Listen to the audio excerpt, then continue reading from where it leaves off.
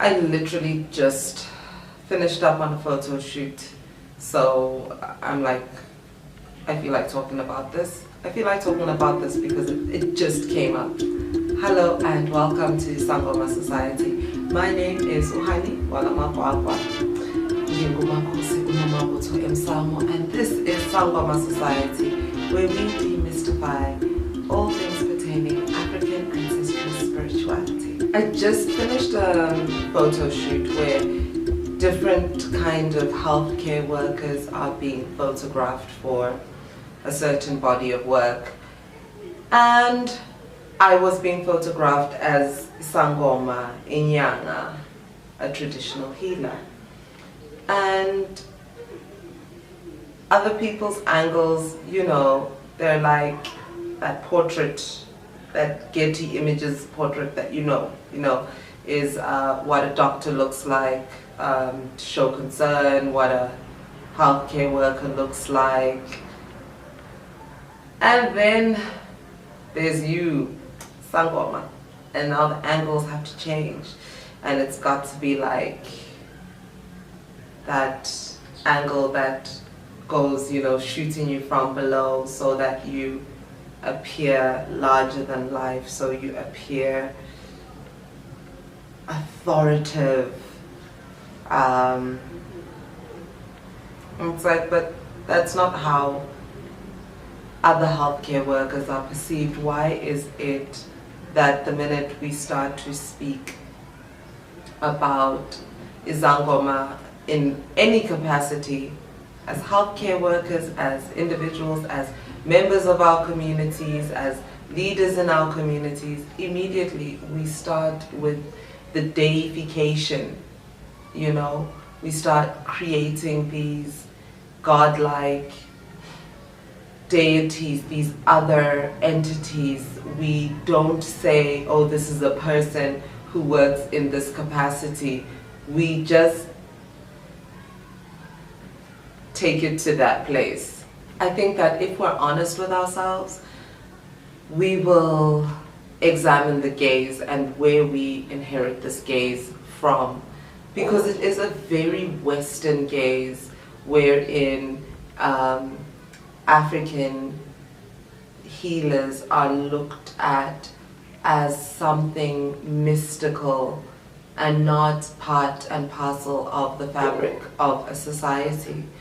When somebody comes to a Sangoma or Inyanga regarding physical ailments, there is this understanding, the same understanding that someone from the West might have when going to another kind of medical doctor, that this doctor can see things that I can't see. This doctor understands certain symptoms and knows how to determine based on those symptoms what my ailment might be. Just as when you go to a Western doctor, you know that as much as you may present as a healthy looking person, because they have certain ways of understanding symptoms that you would not normally see, that are indicative of what's going on inside of your body, you have that expectation of understanding. It's the same thing when you come to a Sangoma. There's that expectation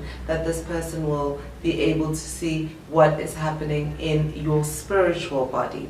You expect a prescription the same way you expect a prescription from a doctor, of the Western inclination. So why is it that we're looking at these two medical practitioners in these very different ways? Because just as much as doctors are studied, Sangoma are also studied. You can't just wake up and then when I saw Sangoma, Same way you can't just wake up and then when I saw Udokotela, it doesn't work like that.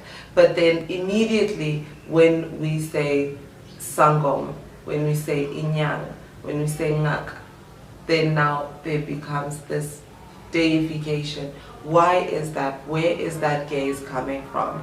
The minute we start engaging with a healer, a healthcare worker essentially, through that gaze, we start divorcing ourselves from our autonomy in this dynamic.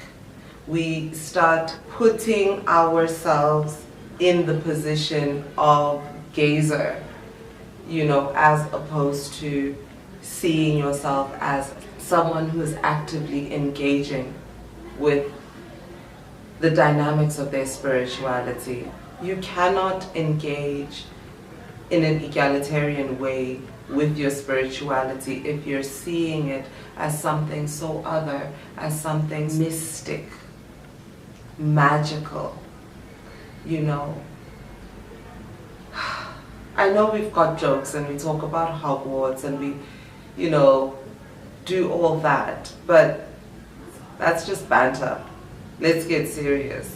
When we're talking about Ubungoma and your ancestors, you have a responsibility, you have a role, regardless of your age and regardless of whom you are in your family, you have your own individual role and relationship with your ancestors. And you can't leave that, you can't surrender that to magic.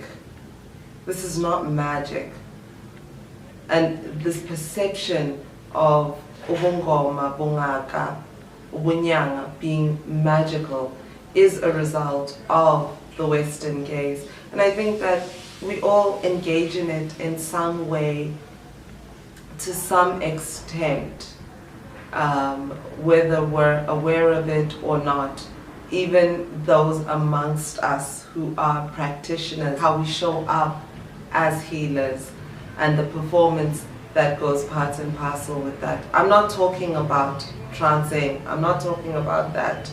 I'm not talking about Mukita, please don't get me wrong. I'm talking about us as individuals in the real world when we are simply engaging on a day-to-day basis with the world around us, and how we perform the engagement and how that could either aid or dissuade a relationship with the ancestors. It's just something that I think about a lot, and I wanted to talk about it today because it came up today. I hope that me bringing this up today gives you a moment to pause and think about how it may be coming up in your life, how the gaze may or may not be showing up in your life and in your relationship with your ancestors. If you have any questions about this topic, please feel free to drop them in the comment section below. And until next week, Gingo Makosi Unomabotso Makosi.